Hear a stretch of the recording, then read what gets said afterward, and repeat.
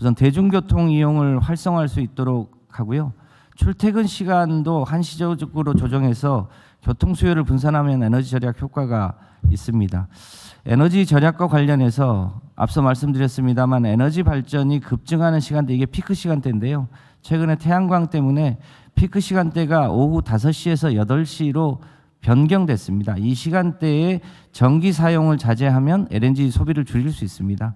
전기가스 절약 할인 제도도 본격적으로 홍보해서 시행할 수 있도록 하고, 탄소 중립 포인트 제도도 좀 더 적극적으로 활용하면 에너지 절약을 할 수 있을 것이라고 보여집니다. 석유 다소비 상위 50개 업체를 대상으로 에너지 사용 절감을 좀 더 강도 높게 추진하려고 합니다. 참고로 50개 상위 업체가 전체 다소비 사업장 5,000개 중에 대략 한 91%를 차지하고 있어서 이 50개 상위 업체만 적극적으로 노력하더라도 도움이 될 거라고 판단합니다. 에너지 절감 계획에 따라서 이 50개 업체가 일정한 목표를 달성하면 에너지 절약 시설 융자 사업도 우선 지원하는 등의 혜택을 주려고 합니다. 근본적으로는 재생에너지를 확대해야 되는데요. 올해 재생에너지를 대략 7.4기가 이상 늘리려고 하고 있습니다. ESS도 1.3기가 이상 보급을 추진하면 LNG 발전량을 줄일 수 있을 거라고 보고 있습니다. 전 국민이 태양광, 베란다 태양광을 설치하는 것도 검토하면 좋을 듯합니다. 관련해서 이번 위기가 일종의 화석 연료로 오는 위기이기 때문에 근본적으로 재생에너지 중심의 에너지 대전환을 추진하는 게 필요해 보입니다. 이와 관련한 재생에너지 중심 에너지 대전환 전략은 추후에 별도로 보고 드릴 수 있도록 준비하겠습니다. 이상입니다. 우선 1번 LNG 소비 최소화를 위한 전원 믹스에서 아침에 우리 티타임 때 누가 한 얘기인데, 지금 석탄 발전소 폐쇄 계획이 있잖아요. 6월 달에 폐쇄한다고 돼 있는 것 같은데. 네, 추가로 지금 61개 중에 작년에 1개 폐쇄했고요. 60개가 남아 있는데 올해 말에 폐쇄가 예정돼 있는 6월 달에 2개인가 3개인가 돼 있는데. 네. 우리 하정수 얘기했던. 네. 네, 6월 달에 보령이랑 보령 쪽에 있습니다. 근데 6월 달에 있고 또 12월 달에 3개인가 있었다고. 네, 3개가 있습니다. 세 지역입니다. 네. 그거는 지금 상황이 어떨지 모르니까. 네. 그거는 조정을 좀 하는 걸 검토해 보죠. 에너지 위기 기간 동안에는 연장하는 게 큰 문제는 없습니다. 네. 그리고 이제 우리가 이제 대중교통 이용을 이번 추경에서 지원을 늘리는 걸 한번 검토 중인 것 같은데. 네. 대중교통 이용에 지원해 주는 걸로. 이게 여기 들어 있는 거죠. 그렇습니다. 근데 이게 출퇴근 시간에 집중도가 높아서 괴롭지 않습니까? 직장인들. 네. 출퇴근 시간에 무료 이용을 좀 제한하는, 한두 시간만, 피크 타임만. 어르신들 뭐 예를 들면.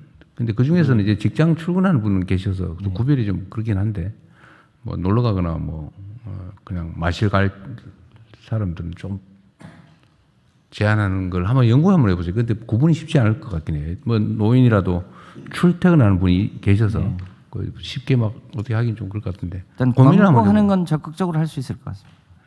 어떤 출퇴근 시간에 집중되면, 예를 들어 우리가 대중교통을 권장을 해도 대중교통이 너무 괴롭잖아요. 출퇴근 시간에. 네. 이 사실 그것도 막 적극 권장하기 어려운데 그걸 복지부하고 분산시키는 상의해봐요. 방법을 연구를 좀 해보시죠. 네. 그 복지부도 같이 해야 될 것 같긴 한데, 아니 연구를 한번 해보자고요. 이럴 때. 네, 같이 검토하겠습니다. 네, 고민을 한번 해보시고요. 그 다음에 지금 전기 사용 피크 타임에 이 지금 줄이는 게 핵심이잖아요. 평소에는 그것 때문에 막 전기를 생산해서 버리고 있잖아요. 그 피크 타임 맞추려고. 네, 재생에너지가 늘어나면 이제 커팅 그래야 문제가 되죠. 있고 네. LNG는 피크 시간대가 네. S&P 가격이 높아집니다. 이 피크 시간대 전기 요금이 지금은 똑같잖아요. 전기 요금이 산업용 요금은 다르고요. 달라요? 가정용은 똑같아요. 가정용 똑같죠. 네. 산업용은 자동으로 그게 계산됩니까? 아니면 어떻게 해요? 그동안은 낮 시간대가 비싸서 낮 시간대 사용을 억제해 왔는데요. 최근엔 낮 시간에 이제 재생에너지가 늘어나면서 오히려 낮 시간에 사용을 권장하고 저녁 피크 시간대 사용을 줄이기 위해서 저녁이 그래야 소위 되고. 이제 개시별 요금제도 개편 방안을 얼마 전에 확정해서 아직은 시행은 안 하고. 발표했습니다. 지금 이제 시행에 들어가고요. 조금 준비가 필요하다는 것은 6개월 네. 유예를 줬습니다. 그래요. 어쨌든 가정용도 피크 타임에 쓰는 게 좀 비싸고 좀 아닌 시간에는 싸게 이렇게 해서 평균적으로는 같게. 네. 좀 조기 시행하는 걸 좀 해야 될 것 같은데. 네, 검토해서 추진하겠습니다. 또 한번 검토는 한번 해보세요. 이게 네. 6개월 후면은 다 끝난 상황일 수도 있어서. 네. 그렇다고 뭐 지금 당장 하기는 어렵겠지만 좀 땡기는 것도 한번 검토해 보면 좋겠습니다. 그리고 재생에너지 보급도 이번 기회에 이거 화석연료에 의존하는 게 근본적으로 문제인데다가 앞으로 재생에너지로 전환해야 된다는 필요성이 더 높아졌잖아요, 그죠? 그렇습니다. 1가구 1베란다 태양광 아니면 뭐 도심에서도 사실은 지금 태양광 설치해서 전기 발전할 수 있는 게 많잖아, 그죠? 네, 가정용 태양광은 일반 주택은 얼마든지 할 수 있고요. 도시도 얼마든지 할 수 있습니다. 이것도 이번에 이제 예산 지원을 좀 할 거 아니에요? 예산 지원을 할 텐데 그것도 좀 양도 늘리고 속도도 좀 빨리 하면 좋겠습니다. 그렇게 하겠습니다. 네.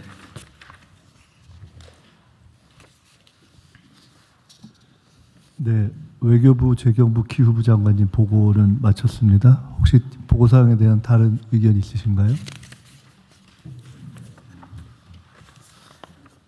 제가 한 가지만 말씀드렸어요. 아까 대통령님 전쟁 상황에 있는 데서 귀국 의사가 있는데 못 따라오는 분이 없냐고 여쭤보셨는데 장관님께서 프로세스 과정 중에 있는 경우는 있는데 의사 표명을 한 경우는 없다 이렇게 말씀하셨지 않습니까? 근데 이 국민들께서 그러신데 제가 기운지는 모르겠지만은 실제 상황에서는 조금 그렇게 단순하지 않은 미묘한 경우가 있을 수 있을 것 같습니다. 예를 들어 지금 상황이 발생해서 정부에서 권유를 했고 이미 상당히 귀국을 했는데 남아 계신 경우는 삶의 터전이나 이런 것 때문에 이럴까 저럴까 고민해서 남아 있는 경우가 대부분의 경우인데 희망을 받거나 또는 정부에서 권유를 하는데 실제 귀국하지 않으면 안 되는 위험한 상황이 막상 급히 발생을 하면은 그때는 희망을 표시해도 사실은 바로 돌아오지 못하는 상황이 실제 발생할 수 있고 그때 의사표명의 문제, 통지의 문제, 그다음에 귀국의 문제들이 다 상당히 어려울 수 있어서 그런 부분에 대해서 그때그때 국민이 바뀔 때마다 상당히 선제적으로 통지도 해주시고 선제적으로 확인도 해주시고 지속적으로 체크하는 과정이 좀 필요할 것 같다. 그런 미묘한 상황이 있다는 걸 좀 이해해 주시고 외교부에서 좀 이거는 조금 더 민감하게 대응을 해주셨으면 좋겠다는 생각이 있고요. 다음은 현안 토의로 넘어가겠습니다. 토의 안건은 2027년 국민주권정부 예산 편성 방향입니다. 실제 편성부터 예산 편성 방향을 포함해서 실제 편성까지 이재명 정부, 주권 정부가 기획하는 첫 예산이자 기획예산처가 신설된 이후에 처음 편성되는 예산이 이번 2027년 예산안입니다. 그래서 오늘 국무회의 토의를 거쳐서 내년 예산 편성 방향에 지방 주도 성장 등 우리 정부의 국정 패러다임을 충실히 반영하려고 하고 있습니다. 그 기조를 기획예산처 차관께서 발제해 주시기 바랍니다. 예, 2027년 국민주권정부 예산 편성 방향에 대해서 간략하게 보고 올리겠습니다. 당장 중동 전쟁에 따른 상황 변화에 빈틈없이 대응하는 것이 화급한 과제인 게 사실입니다. 하지만 이에 덧붙여 내년 예산을 단단하고 치밀하게 준비하는 일 또한 소홀히 할 수 없는 일인 것 같습니다. 먼저 27년 예산안의 의미입니다. 27년 예산안은 총리께서 말씀 주신 것처럼 통상적인 예년의 예산과 달리 각별한 의미가 있는 예산입니다. 27년은 이재명 정부 출범 3년 차입니다. 적극 재정을 통해 국정 성과를 본격적으로 증명해야 되는 시기입니다. 이재명 정부 5대 성장 패러다임 대전환에 대해서 신년사를 통해서 대통령님께서 말씀을 주셨는데요. 지방주도 성장, 모두의 성장, 안전기반, 문화가 이끄는 성장, 평화 뒷받침으로 새로운 시대를 구현하고 국민이 체감할 수 있는 대한민국 대도약을 위해 충분한 재정 투자가 필요한 시점입니다. 두 번째로 현 정부가 처음으로 온전하게 예산 편성 전 과정을 주관하는 진정한 국민주권 예산이라고 볼 수 있겠습니다. 1월부터 편성 작업에 조기 착수하여 선제적 전략적 재원 배분을 준비 중에 있고 철저하게 성과에 기반한 선택과 집중을 통해 투자 우선순위를 조정해야 합니다. 그리고 국민, 시민사회, 지방정부 참여를 확대하고 폭넓은 의견을 적극적으로 반영해야 됩니다. 마지막으로 기획예산처가 출범 후 마련하는 첫 번째 본예산으로 구조개혁 지원에 역점을 두겠습니다. 여기서 얘기하는 구조개혁이란 AI 대전환, 저출생 등 인구 구조 변화, 탄소 중립, 양극화, 지방 소멸에 포커스를 둔다는 얘기고요. 이재명 정부는 당면한 경기 대응뿐만 아니라 이러한 구조적인 문제에 대해서도 해결의 돌파구를 만들어야 합니다. 기획예산처는 다른 부처와 적극적으로 협업해서 기획과 예산의 연계를 통해 우리 사회가 직면한 방금 말씀드린 5대 구조적 요인에 대해서도 돌파구를 만들 수 있도록 하겠습니다.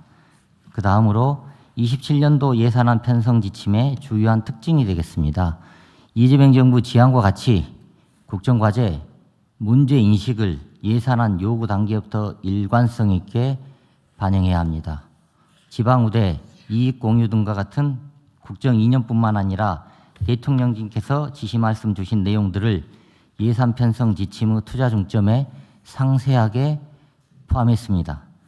그리고 다음으로 의무지출인지 재량지출인지 사업비인지 경상비인지 한시사업인지 계속사업인지 금액이 큰 사업인지 금액이 적은 사업인지에 관계없이 모든 사업을 지출구조조정 대상에 포함하고 지출구조조정 기준 및 결과는 투명하게 국민들한테 공개될 것입니다.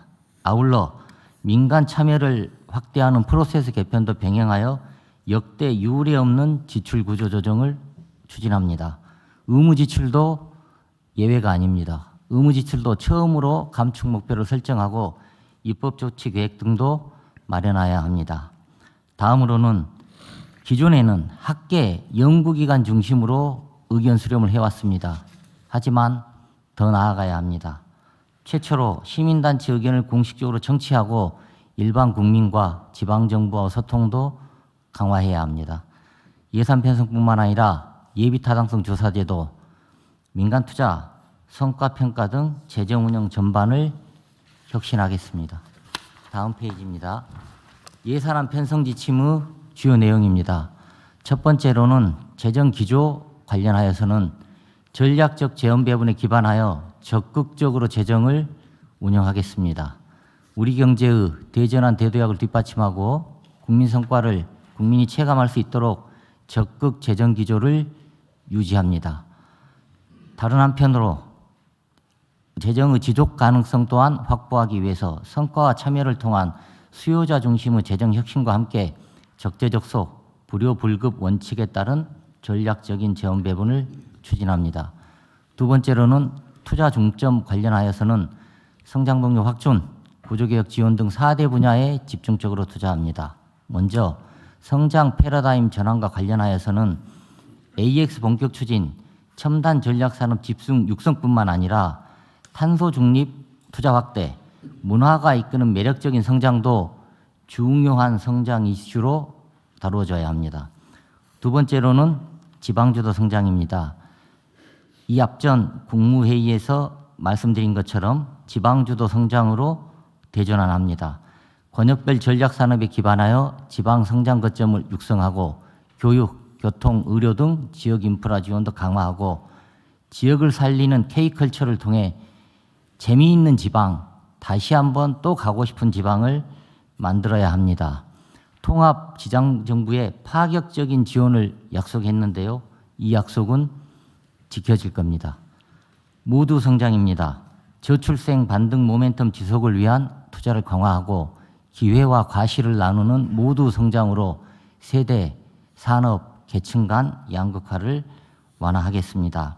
종래 해오던 창업 생태계 활성화, 청년층 회복, 경험, 성장 지원을 강화할 뿐만 아니라 저출생 대응, 사회 연대 경제를 통한 포용적 사회 통합도 빼놓을 수 없습니다. 안전과 평화입니다. 안전한 생활 환경을 조성하고 한반도 평화 및